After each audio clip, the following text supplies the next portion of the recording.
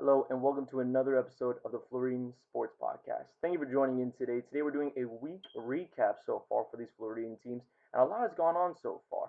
With the MLB All-Star week coming up very soon, the Miami Marlins have pushed the envelope and a really surprising week so far for them, going against the second best team in baseball, as well as some news breaking out against the Atlanta Braves, and it's not going to be dealing with the Marlins. However, it's still really huge news coming out of Major League Baseball.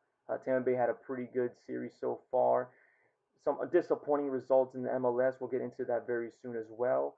And Tampa Bay Lightning. They actually win another Stanley Cup. This is a third so far in franchise history, the second consecutively, which I believe is the second team to do it so far in this century, the 21st century. The last time I think it was Pittsburgh Penguins. However, before I go into the week, there's some breaking news I like to join on.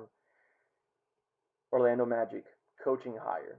That's right, the Orlando Magic got their new coach ready to go. Basically, a source coming out of ESPN from Adrian Woj, a Woj bomb, going to be from the Dallas Mavericks assistant Jamal Mosley.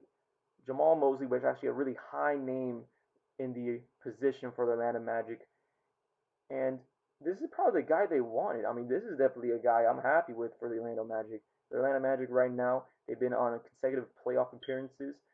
However, they kind of stopped that the moment they got rid of Vucevic and Fournier.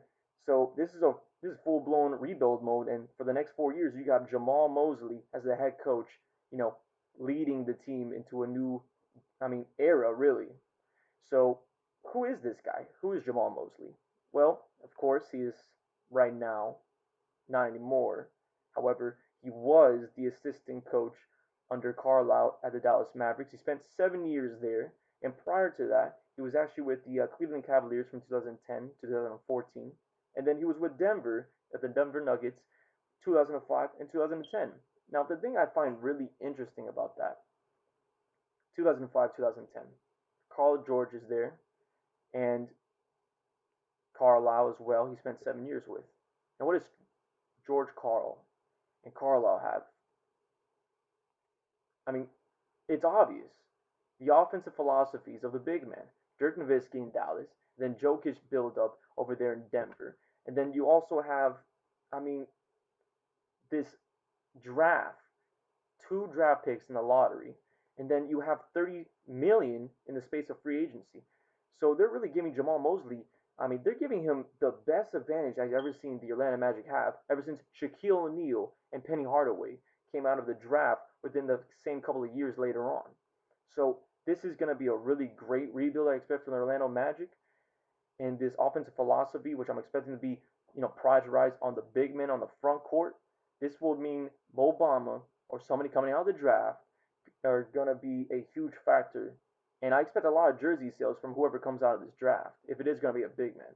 And speaking of which, be tuned before the draft on the 29th, on the 28th, I'm going to have a draft, you know, pre-up, a little, pre-game draft, decision for the Atlanta Magic. I mean, there's a couple of lottery picks, and as well as the one second round draft pick that they have coming up. So I'm gonna go into a recap of the positions that the Atlanta Magic need to get fixed, and then who that might be in the draft. And it's a really deep draft as well. However, enough of that. Got that out of the way. We're gonna go straight into the notes and tell you about the week so far of Floridian sports. Of course, this week recap is gonna be brought to you by the Highway Temptation YouTube channel, a very great gaming channel. A lot of great guys, great fun group. So I really would tell you to, give it a look. Is the Highway Temptation on YouTube as well as the Highway Temptation on Instagram. Now, going straight to baseball, Tampa Bay, 52 and 36. They're still second in the American League East with, 2 games behind Boston. They'll catch up, hopefully. Then we're talking about a 6-game win streak. They won yesterday, actually, 5-2 against the Blue Jays, and they actually play against the Blue Jays today, this afternoon at 1:10. Now, going to Miami Marlins, all over national news. I think they have a game. Well, they had a game. My apologies. They had a game on national television on ESPN against the Los Angeles Dodgers, which they won that one. And that wasn't the only game they won against the Los Angeles Dodgers. They won 3 straight against the second best team in baseball, the former World Series champs. I mean, this is a great sign if you're a Marlins fan. going into the All-Star week. You know what I mean? We're talking about a winning series at home, which should have been like, just getting demolished against this Dodgers team, which has a firepower of Cody Bellinger and Mookie Betts, and of course Kershaw as well, and Joe Kelly. I mean, this is a great Dodgers team that shouldn't be losing any games. However, the Marlins do get the better of them.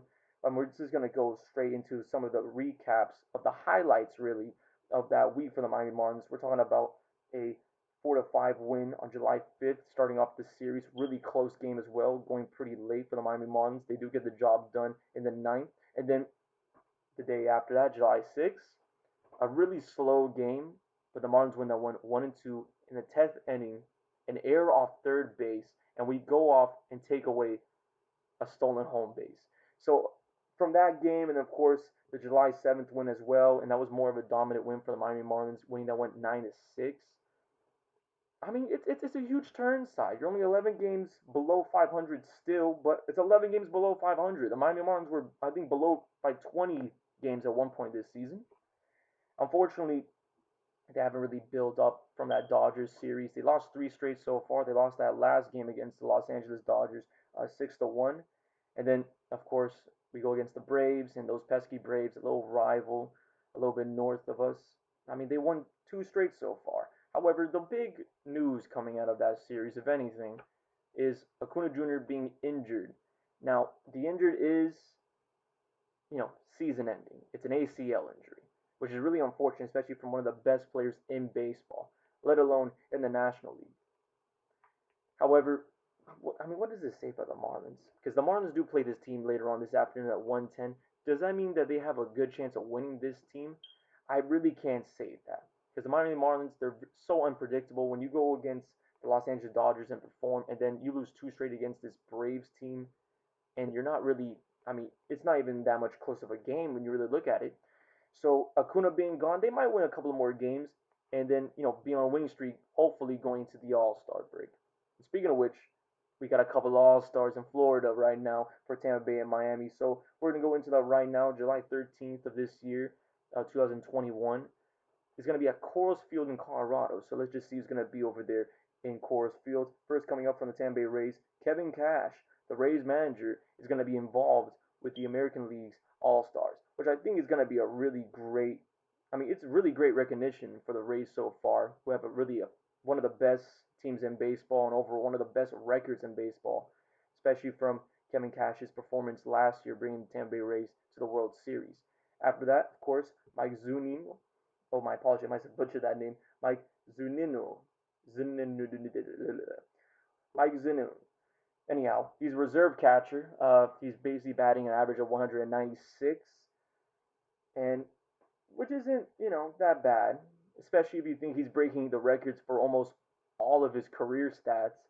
So far, he's on pace to break his career in home runs, and RBIs, and he's only been at bat like 184 times so far this year. So it's a huge, huge accolade in his career to be on pace for all of those. And he's definitely deserving of an All-Star position. Now, of course, the Miami Marlins, they only have one All-Star. However, it's a hell of an All-Star. The second year so far with the Miami Marlins, Trevor Rogers, the 2017 draft pick, our pitcher, he's going to be an All-Star. It's the only All-Star so far for the Miami Marlins. It's a really good sign because it just shows that the bullpen is doing well. Now, he's pitched so far in an average of 97 innings, right? And according to the stats right here, he only pitched about 28. And of course, that's not like a huge stat just because the season was mostly like 60 games with, COVID and everything like that. But we're talking about more than just pitching. We're talking about 70 hits. He had 32 last year. And in the sense of, how dominant he is out there on the mound, about 2.22 runs earned average, 118 strikeouts so far this year. These are all huge upsides. So far, Rogers is probably the best guy, the best, shining light from this Miami Marlins team. And I expect him to, kind of shine out in this All-Star game. Now, there's a lot of pitchers out there. I'm not saying he's going to be out there for more than 2 innings, but I'll hope to see him. And is this good enough to see him as an All-Star? However, those are the All-Stars so far for the baseball teams in the Floridian state. Now we're going to the Floridian soccer team so far, and unfortunate results in soccer. The Orlando City, they lose against the Chicago Fire. Chicago Fire really got the best out of this team. I mean, they're not really a top team at all, let alone not even in playoff position. The Chicago Fire, they win that one 3-1 against Orlando City. And we're talking about Boris Sekulik in like the additional time before the first half ended. Robert Barrick in the 71st minute. And then, I mean, Chinoso Offer Nahadi in the 90th plus 6 minutes, the additional minutes nearing the end of the game. I mean, these are guys who are not really all stars, not really guys that you hear a lot at all on television. So this just tells you a lot about the Chicago Fire team. It's not a lot of guys you should even be wary about. I mean, we only got one goal, and that was coming out of like, Pereira, in like the 34th minute. That's not really what you want at all, because it's even worse when you look at the stats. I mean, if you look at the stats right here, we're talking about 4 and 6 on goal shots for Chicago. Orlando had 3 and 4, which is good, And then look at the possession. Orlando with 56% of possession, 44 for Chicago. How do you have 56 possession and you can only contribute with one goal? With one goal. I mean, it's really a really disappointing result, but I mean, hopefully they do switch it up a little bit. They go against Toronto over there in Canada on July 17th. So they could, rebound from this. And then, of course, from Inter Miami, the story never changes. Inter Miami, they lose this one against Montreal in Montreal, and the only goal, Matthew, I might butcher this name, Matthew Choiner, in the 41st minute. I mean, Montreal had 15 shots. 5 of them were on goal. How do you get 15 shots? How do you allow 15 shots if you're Miami? I mean, Miami had 3 and 7, which is like an average for them. And then you're talking about possession. Look at possession. 55% for Montreal. 45% for Inter Miami. I mean, the club is averaging less than 50% of possession every single game at this point. This is just, it's a little bit ridiculous. We have 2 wins for this Inter Miami team so far this year. They haven't won a single game at home. And not even that, July 17th as well. They're playing at New York against the New York Red Bulls. They're not going to win that game. I hate to say it like that, but hopefully they rebound themselves and get ready for the New England Revolution on the 21st at home, because if they don't win that homestand, the fans are just going to start refunding money. I hate to say it like that, but it is true. It is true. I mean, I know Coach Neville has tried to, fix up the lineup a little bit, but I mean, Inter Miami just has to get it together. 2 wins. I mean, you're not even close to even getting 10 points so far in this season. We're only halfway. But besides that, from the losing side of the Floridian sports, we have the winning side of the Floridian sports. Tampa Bay Lightning, they do win the Stanley Cup, as I said before. Third so far historically, and this was kind of a huge series for Andrei Vasilevskiy, the goaltender for this Tampa Bay team. It probably is the best goaltender so far that we've seen throughout his entire past season in the NHL. And even though he hasn't, he didn't win, the damn trophy over, I think it was a Case Fleury or whatever who is from Las Vegas, he didn't win best goaltender of the year because of a little close decision by the GMs. And, Nikita Kucherov, a guy who's basically been watching real closely at this goalie for the past couple of years. And he was, in contention of MVP of the Stanley Cup Final Series. He says that he praises the goalie, he criticizes the fans of Montreal, and he criticizes the fans of the NHL for not voting for this man. Andrei Vasilevskiy, he wins the Conn Smythe Trophy, and this is the first goalie to do it ever since like the 1990s. I mean, Vasilevskiy had 5 shutouts in this NHL playoffs. This guy is the literal definition of MVP, and he was MVP for the Stanley Cup with that Conn Smythe Trophy. However, of course,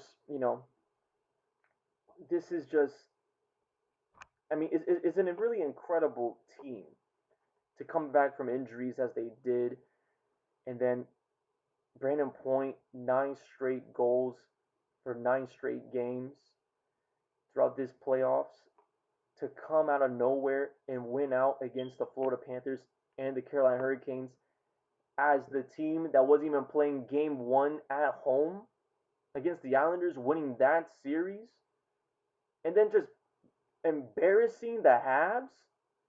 I mean, they had them freaking cheering for a game 4 win in Montreal. There was like fireworks in Montreal, like they were celebrating that they just won the cup.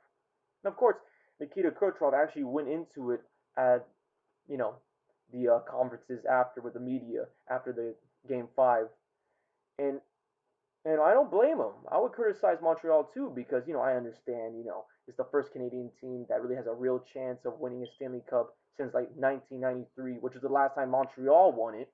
But still, you don't do that. You don't cheer after one game with fireworks.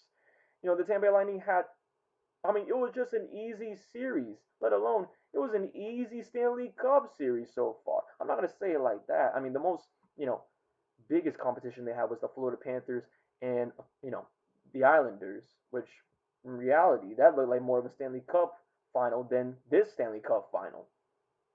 But besides that, Tampa Bay, they win their second consecutive trophy, third so far historically, and Tampa Bay is like the fourth championship so far in the past 2 years. Ever since Tom Brady showed up, we're talking about Tom Brady winning the Super Bowl, two rings in the Lightning's case, and then my apologies, three championships.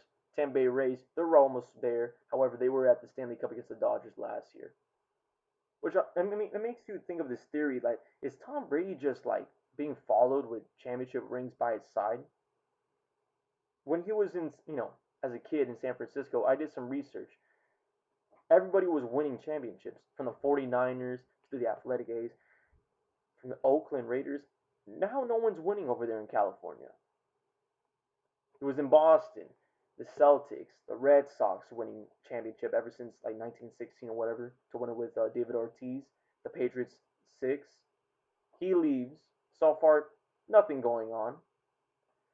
And then he goes to Tampa right now. I mean, the last championship that was in Tampa Bay before Tom Brady even showed up was the Tampa Bay Buccaneers with John Gruden.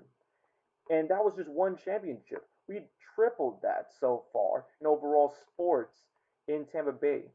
So Tom Brady, he might be a huge part of this Lightning series, you know, Stanley Cup win. I expect them to be in the parade. I expect them to be, catching it from Andre Vasilevsky, just throwing that like 30-pound trophy of the Stanley Cup, and Tom Brady just catching it before it drops into the river.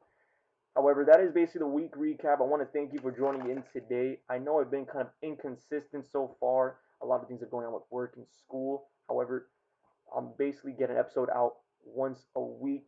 So I want to thank you for joining in on this week recap, and I will talk to you guys later.